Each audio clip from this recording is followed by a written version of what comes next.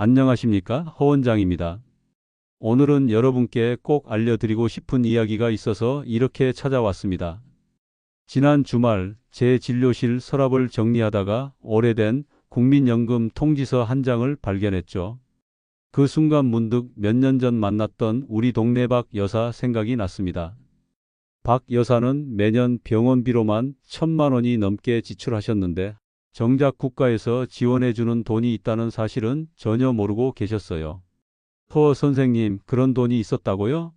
아무도 알려주지 않았는데? 그때 박 여사의 안타까운 표정이 아직도 생생합니다.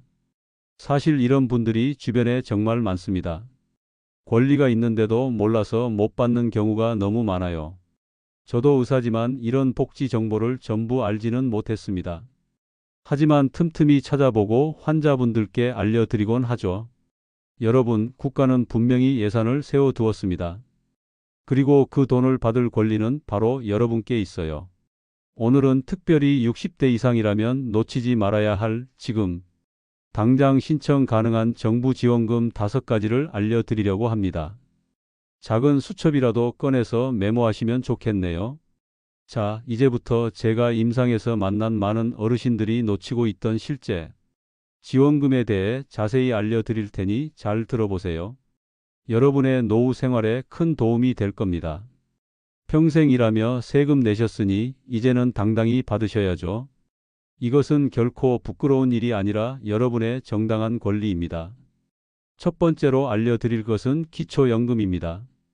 만 65세 이상이신 분들 중 소득과 재산 기준을 충족하시면 매달 상당한 금액을 받으실 수 있어요.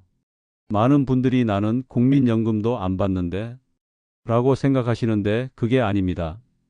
국민연금과 기초연금은 별개예요. 조건만 맞으면 둘 다 받을 수도 있죠. 원장님, 그런데 얼마나 받을 수 있는 거예요? 제가 만난 김 할머니의 질문이었습니다. 최대 30만 원 이상까지도 받으실 수 있어요. 물론 소득과 재산에 따라 금액은 달라지지만 단독 가구라면 월 소득 인정액이 200만 원 정도 이하일 때 신청 가능합니다. 신청은 거주지 읍면동 행정복지센터나 복지로 홈페이지에서 하실 수 있어요. 작년에 만난 이 할아버지는 이 말을 듣고 바로 동사무소로 가셨습니다. 그리고 일주일 후 기초연금을 받게 되셨다며 환하게 웃으며 진료실에 오셨죠. 허 선생, 덕분에 이제 손주들 용돈도 줄 수 있게 됐네. 그 모습을 보니 저도 덩달아 기분이 좋더군요. 여러분도 자격이 되신다면 꼭 신청해 보세요. 본인의 권리니까요. 두 번째는 노인 일자리 사업 지원금입니다. 이건 만 60세 이상부터 참여하실 수 있어요. 스쿨존 안전지도사, 공공근로, 마을 돌봄 같은 일에 참여하시면 매월 상당한 금액을 지원받으실 수 있습니다. 하루에 2~3시간만 활동해도 되니 부담이 크지 않아요. 일자리라고 하니까 어렵게 느껴지는데 저같이 몸이 불편해도 할 수 있을까요? 이런 질문을 많이 받습니다. 걱정 마세요.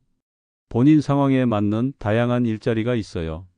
노인 일자리 포털이나 시군구청 고령복지과에 문의해 보시면 친절하게 안내받으실 수 있을 겁니다. 세 번째로 알려드릴 정부 지원금은 긴급복지지원금입니다. 이건 갑작스러운 위기 상황에 처했을 때 큰 도움이 됩니다. 제가 진료했던 독거노인 박 씨 이야기를 들려드릴게요. 박 씨는 갑자기 아파서 수술을 받게 되었고 병원비에 모든 돈을 쓰다 보니 공과금도 내지 못할 지경이 되었습니다. 전기와 가스가 끊길 위기에 처했죠. 하지만 이런 상황을 동사무소에 알리지 않았다면 더 큰 어려움을 겪었을 거예요. 다행히 방문 복지사가 상황을 파악하고 긴급 생계비를 신청해 드렸습니다. 100여만 원의 지원금과 함께 가스비 지원까지 받게 되셨죠. 박 씨는 그때 이런 말씀을 하셨어요. 허 원장님, 이런 제도가 있는 줄 알았다면 며칠 밤을 새워 걱정하지 않았을 텐데. 맞습니다. 알면 도움을 받을 수 있는데 모르면 손해를 보는 거죠. 여러분도 갑작스러운 위기 상황이 오면 꼭 동사무소나 주민센터에 상담해 보세요. 저는 항상 환자분들께 자네가 움직일 수 없을 때는 동사무소가 병원이 되는 법이오라고 말씀드립니다. 네 번째는 난방비 지원입니다. 특히 추운 겨울철 난방비 걱정으로 온도를 낮게 설정하시는 어르신들이 많으신데요. 저소득층 어르신들은 에너지 바우처 사업을 통해 매달 상당한 금액의 난방비를 지원받으실 수 있습니다. 다섯 번째는 병원비 감면과 장례비 지원입니다. 기초생활수급자이신 분들은 병원 본인 부담금 감면 혜택을 받으실 수 있고 돌아가신 후에도 유족분들이 장례비 지원을 받을 수 있습니다. 작지만 큰 도움이 되는 제도죠. 저는 진료실에서 만나는 어르신들께 항상 이런 정보를 알려드리려고 노력합니다. 알 권리가 있으니까요. 자, 지금까지 말씀드린 5가지 지원금에 대해 정리해 볼까요? 첫째는 기초연금으로 만 65세 이상 소득 조건을 충족하시면 매달 30만 원 이상까지 받으실 수 있습니다. 둘째는 노인 일자리 사업으로 60세 이상이면 참여 가능하고 비슷한 금액을 지원받습니다. 셋째는 긴급복지지원금으로 위기 상황에서 100만 원 내외의 도움을 받을 수 있어요. 넷째는 난방비 지원으로 저소득층에 한해 상당한 금액을 지원해주고 다섯째는 병원비 감면과 장례비 지원입니다. 제가 만난 장 할머니는 이 이야기를 듣고 눈물을 글썽이셨어요. 허 선생님, 왜 아무도 이런 얘기를 해주지 않았을까요? 저는 지난 3년 동안 약값 때문에 끼니를 줄였는데 이런 말씀을 들을 때마다 가슴이 아픕니다. 우리 의료진도 관공서도 더 적극적으로 정보를 알려드려야 한다고 생각해요. 하지만 그 전에 여러분이 먼저 알고 신청하시는 것이 중요합니다. 여러분, 혹시 나는 남한테 신세 지는 게 싫어라고 생각하시나요? 그렇다면 생각을 바꾸셔야 합니다. 이건 결코 신세를 지는 게 아니에요. 여러분이 평생 내신 세금으로 운영되는 제도입니다. 당당하게 신청하셔야 해요. 제가 진료실에서 만난 분들 중 절반 이상은 이런 제도가 있는지 모르셨습니다. 알려드리면 대부분 놀라시죠? 그리고 왜 진작 알려주지 않았냐고 아쉬워하십니다. 특히 요즘같이 물가가 오르고 생활이 팍팍해지는 시기에는 이런 지원금이 정말 큰 도움이 됩니다. 제가 진료했던 최 할아버지는 기초연금과 노인 일자리를 통해 매달 50만 원 이상의 추가 수입이 생겼다고 기뻐하셨어요. 그 돈으로 손주들 학원비도 보태주고 평소 사고 싶었던 책도 구입하셨다고 합니다. 저는 40년 넘게 의사로 일하면서 많은 어르신들을 만났습니다. 그 중에서도 가장 안타까운 건 도움을 받을 수 있는데도 몰라서 혜택을 놓치는 경우였습니다. 허리 디스크로 고생하시던 윤 할머니는 병원비가 부담스러워 치료를 미루고 계셨어요. 그러다 결국 통증이 심해져서 제 병원을 찾아오셨죠. 진료 후 병원비 걱정을 하시길래 제가 여쭤봤습니다. 할머니, 혹시 기초연금은 받고 계신가요? 윤 할머니는 고개를 저으셨어요. 그래서 제가 바로 복지사를 연결해 드렸습니다. 알고 보니 윤 할머니는 기초연금뿐만 아니라 의료급여 대상자로 병원비 감면도 받을 수 있는 상황이었어요. 몇 주 후 다시 오셨을 때 할머니의 표정이 밝아져 있었습니다. 허 선생님, 정말 고맙습니다. 이제 병원비 걱정 없이 치료받을 수 있겠네요. 이런 경험이 저에게는 큰 보람입니다. 여러분도 꼭 자신의 권리를 찾으셨으면 좋겠어요. 사실 정부 지원금은 신청해야 받을 수 있는 경우가 대부분입니다. 가만히 있으면 아무도 찾아와서 돈 받아가세요 라고 말해주지 않아요. 특히 컴퓨터나 스마트폰 사용이 어려운 어르신들은 정보 접근성이 더 떨어지는 경우가 많습니다. 저는 진료실에서 만나는 모든 환자분들께 이런 말씀을 드립니다. 병원에 오시는 것도 중요하지만 동사무소에 가시는 것도 건강을 위한 일입니다. 받을 수 있는 혜택을 모두 챙기세요. 여러분도 주저하지 마시고 가까운 행정복지센터에 방문해 보세요. 친절한 상담을 받으실 수 있을 겁니다. 그리고 혹시 거동이 불편하시다면 방문 서비스를 요청하셔도 됩니다. 찾아가는 복지 서비스도 있으니까요. 이제 제가 오늘 말씀드린 5가지 지원금을 더 자세히 정리해 드리겠습니다. 메모장 준비되셨나요? 첫째, 기초연금입니다. 만 65세 이상이면서 소득과 재산이 일정 기준 이하인 어르신들께 매달 지급됩니다. 신청은 주민등록증과 통장 사본을 가지고 동주민센터에 가시면 됩니다. 인터넷이 익숙하신 분들은 폭지로 홈페이지에서도 신청 가능하시고요. 모르는 부분이 있으면 담당 공무원에게 물어보세요. 친절히 도와주실 겁니다. 둘째, 노인 일자리 사업입니다. 만 60세 이상이면 참여하실 수 있어요. 공익활동형, 사회서비스형, 시장형 등 다양한 유형이 있으니 본인의 건강 상태와 상황에 맞게 선택하시면 됩니다.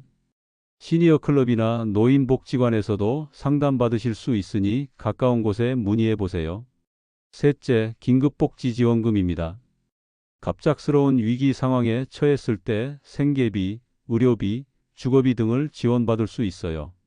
보통 한 달 정도 지원되지만 상황에 따라 연장도 가능합니다.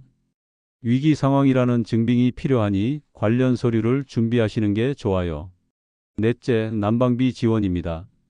특히 겨울철에 중요한 지원이죠. 저소득층 어르신들은 에너지 바우처를 통해 전기, 가스, 지역 난방 등의 비용을 지원받으실 수 있습니다. 읍면동 주민센터나 복지로 홈페이지에서 신청 가능해요. 다섯째, 병원비 감면과 장례비 지원입니다.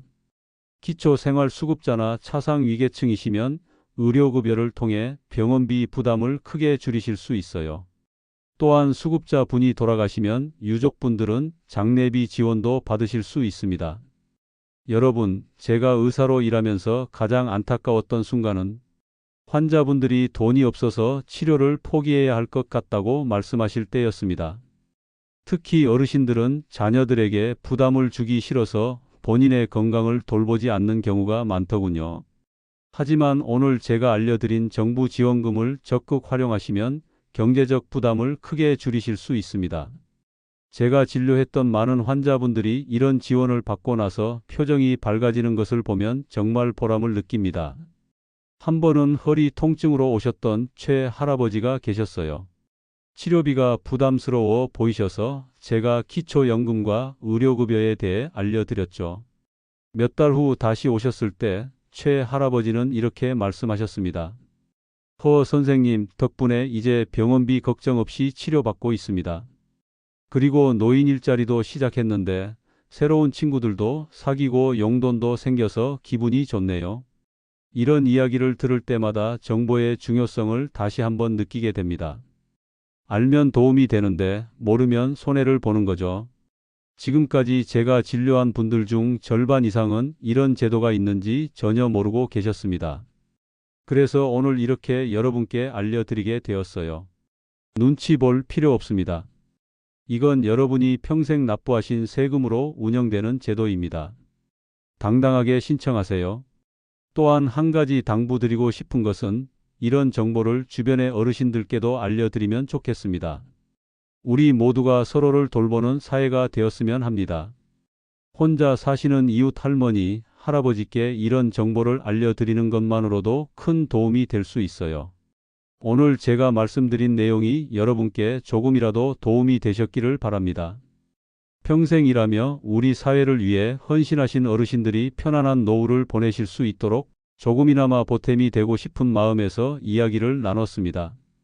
다시 한번 정리하자면 기초연금, 노인 일자리, 긴급복지지원금, 난방비 지원, 그리고 병원비 감면 혜택까지 총 5가지 정부 지원금에 대해 알아봤습니다. 이 지원금들은 모두 신청해야 받을 수 있으니 꼭 가까운 주민센터에 방문하셔서 상담받아 보시길 권해드립니다. 그리고 내일은 병원 갈 때 꼭 알아두셔야 할 보험 적용되는 항목에 대해 알려드리려고 합니다. 많은 분들이 본인도 모르게 더 많은 병원비를 내고 계시더라고요. 내일 이 시간에 다시 찾아뵙겠습니다. 저는 의사로서 환자분들의 건강뿐만 아니라 경제적인 부담도 덜어드리고 싶습니다. 건강은 몸과 마음, 그리고 경제적인 안정이 모두 갖춰져야 완성되는 것이니까요. 마지막으로 드리고 싶은 말씀은 여러분이 받을 수 있는 혜택을 모두 누리시길 바란다는 것입니다. 그것은 여러분의 권리입니다. 부끄러워하거나 망설이지 마세요. 당당하게 신청하시고 행복한 노후를 보내시길 바랍니다. 건강한 삶을 위한 또 다른 이야기로 내일 뵙겠습니다. 허 원장이었습니다. 감사합니다.